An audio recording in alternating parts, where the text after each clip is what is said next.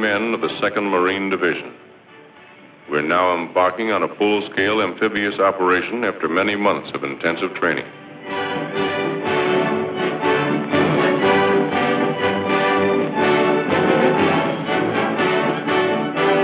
The transports are combat loaded. The ships of the Navy and Coast Guard form our convoy. Squadrons of carrier planes cover us in the sky. Several days from our destination, a destroyer brings us sealed orders.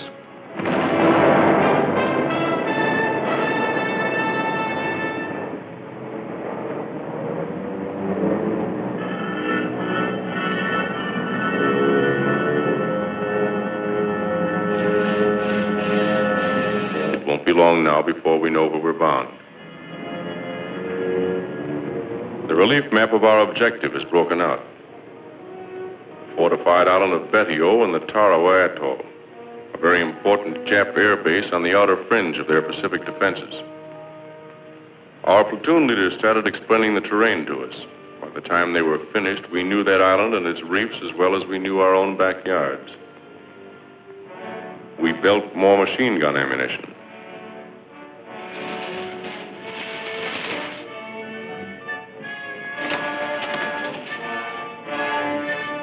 Check and test fire all weapons.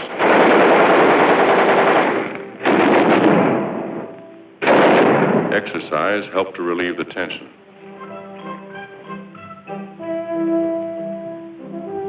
Navy and Coast Guard coxswains received last-minute instructions on formations, rendezvous areas, and departure times. Services are held on the last evening before D-Day.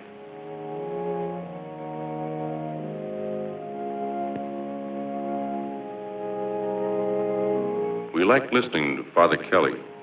He'd been with us at Guadalcanal. He had a way of saying what we wanted to hear.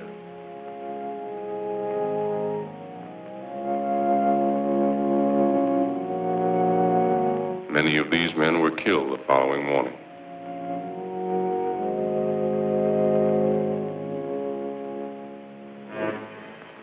We are ready. D-Day. This is the day we attack. Long before daylight, we're over the side into amphibian tractors and landing boats.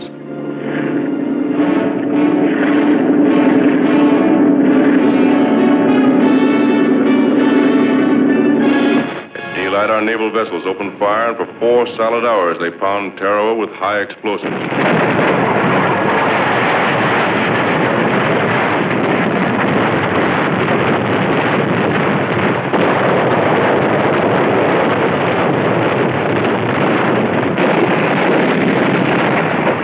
Everything went like clockwork. When the ship stopped firing, the Navy planes would take over. Bombing. Strafing. We were a team working together. Then, again according to plan, the planes withdraw and the ship's batteries open up again.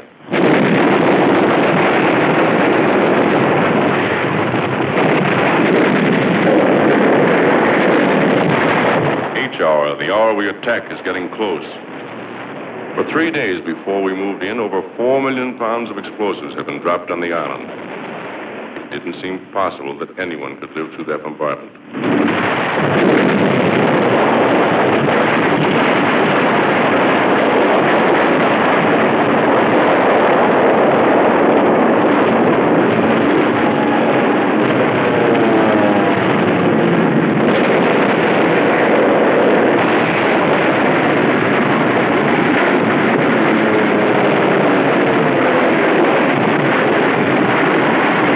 From this Jap hulk, machine guns constantly strafed our assault waves.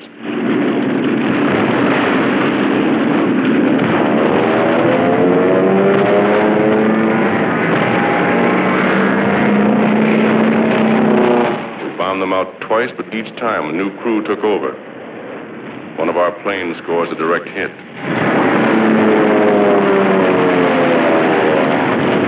As we approach the island, we have the feeling that the show is just about over. There doesn't seem to be any organized resistance. However, we're taking no chances. Suddenly, we're met by heavy machine gun and mortar fire. It takes a heavy toll of our boats and men. It doesn't stop us.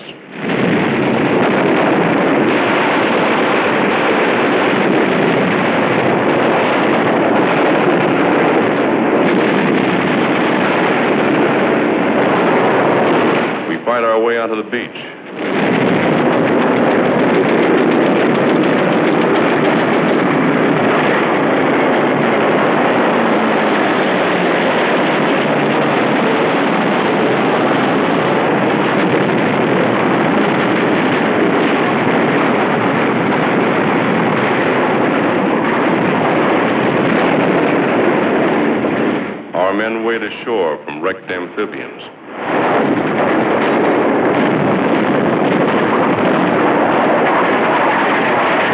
A long pier extending across the fringing reef gives protection to a lot of our boys on the way in. We have a pretty good toehold on the beach, but Jap fire pins us down for hours.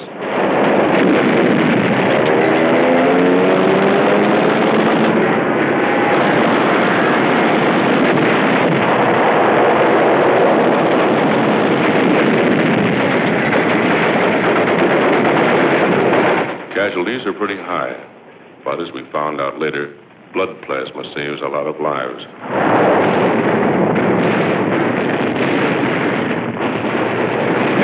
When reinforcements arrive, we start moving up.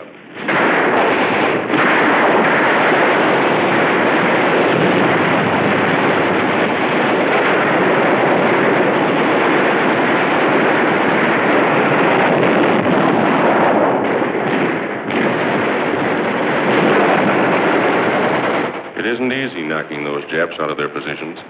They're hidden in trees, behind revetments, buried pillboxes, bomb-proofs, bunkers.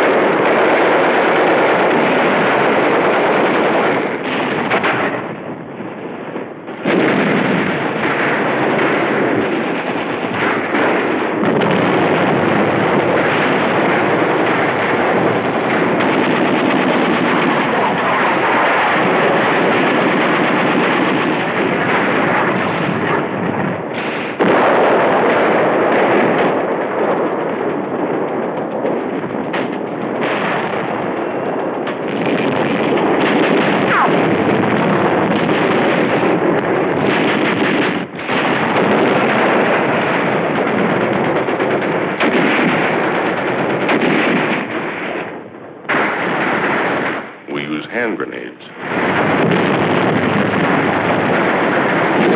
We use all the firepower we have to blast them out. Our rifle fire is deadly.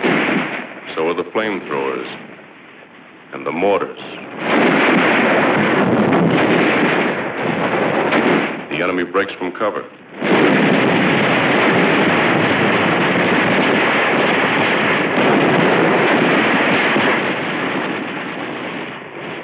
It's tough getting them out of places like this. We can never be sure where their snipers are placed. We take it slow, easy.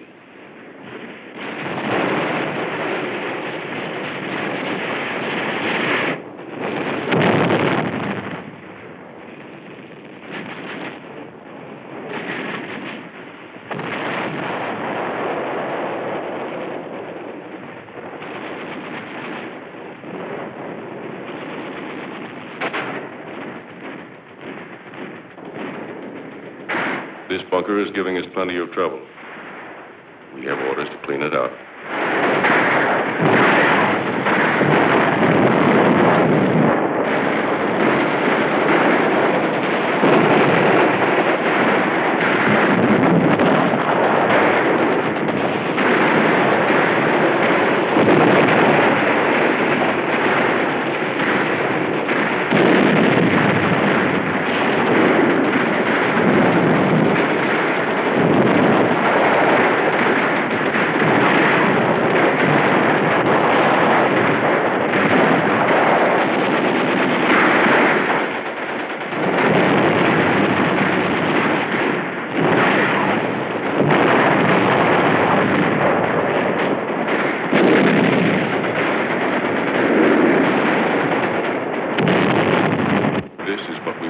On the other side.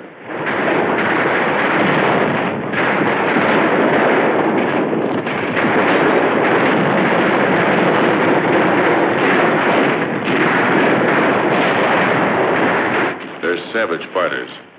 Their lives mean nothing to them.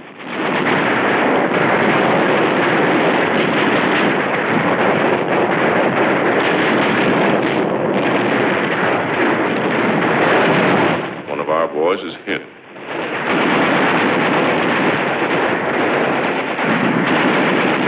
At night, the Japs would swim out to our wrecked amphibians and set up machine guns. They got a few of us before we got them.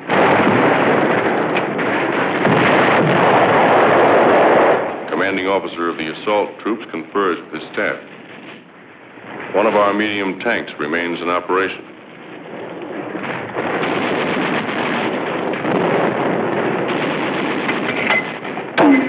Although at the end of the second day, D+1, we breathe a little easier, mortar squads continue to hammer enemy points of resistance.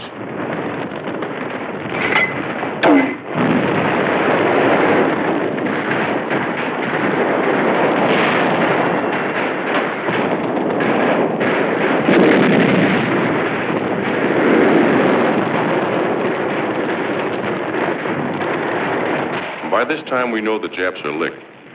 They must know it, too. There's still strong resistance. Nip suicide snipers tie themselves up in the trees and take pot shots at us. We hit them, but they don't fall.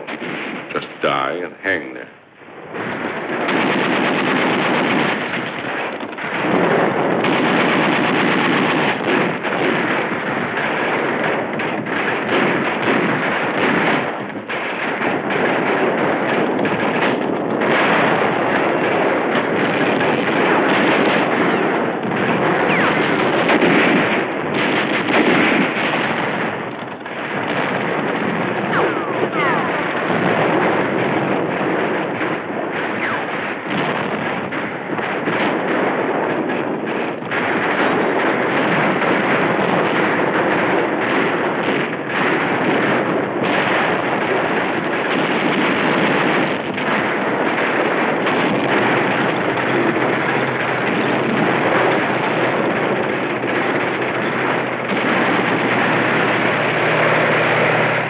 Tank moves up the airstrip.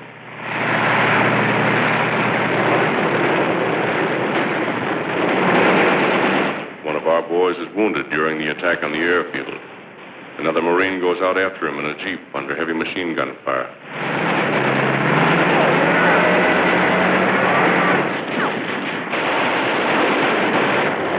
Back at the beach, there's constant activity. Amphibians tow in fresh supplies, food, ammunition, guns.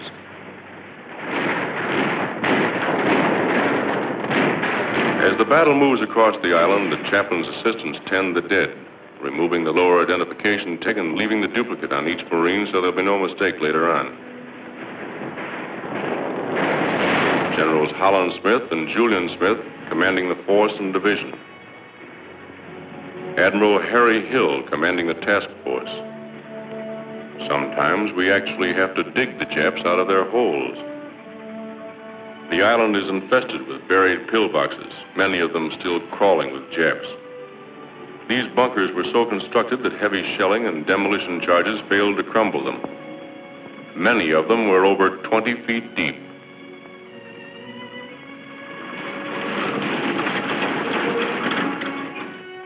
Our first prisoners.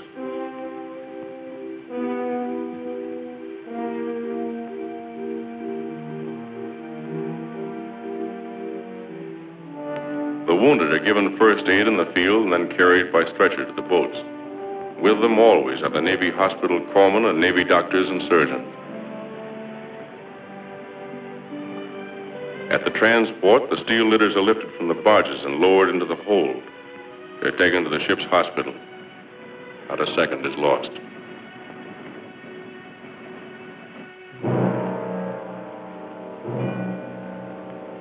These are Marine dead. This is the price we have to pay for a war we didn't want. And before it's over, there'll be more dead on other battlefields.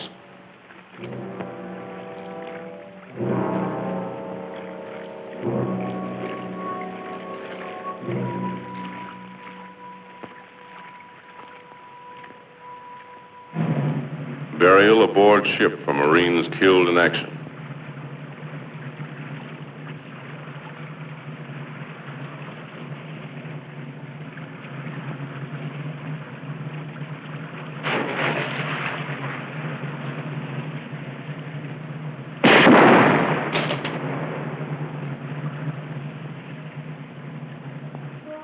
Just to make sure they're not concealing weapons, the prisoners are lined up and their clothes cut away. We gave them new ones later from their own dumps.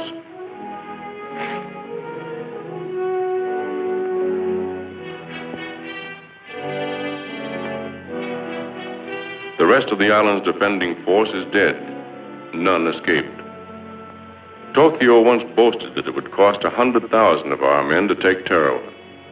We lost less than 1,000. The Japs over 4,000. A wounded Jap soldier. We took very few of these. Most of our prisoners were Korean laborers. One of our officers captured these Japs from a disabled landing boat. Prisoners carry their own wounded to the pier for evacuation.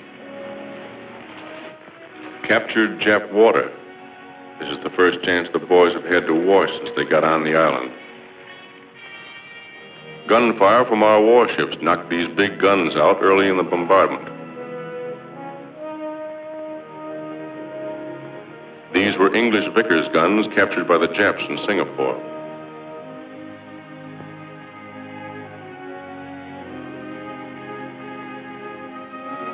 One of their many light tanks. This was the Jap command post, built of reinforced concrete several feet thick. That building was built to withstand plenty, and did. We finally took it with TNT and flamethrowers. The fighting was still going on at one end of the island when the Seabees landed with their heavy equipment. They set to work clearing the airstrip even while we were fighting for it.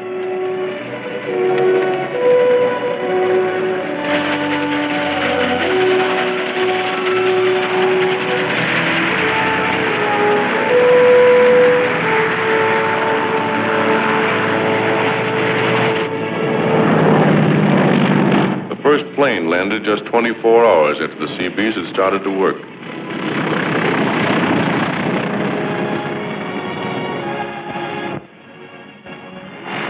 The second one lands 1 minute later. We welcomed the pilot to our new home. It was our first chance to thank those guys for the swell job they did for us before and during the attack.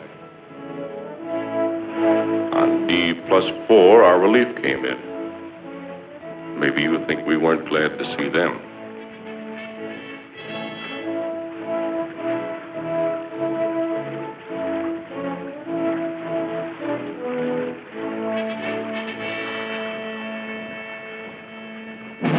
I guess all of us knew from the first, no matter how tough the going was, that we'd take the island. Just the same, the day the colors were run up on this palm tree and flew for the first time over Tarawa, we got a lump in our throats. We were mighty proud.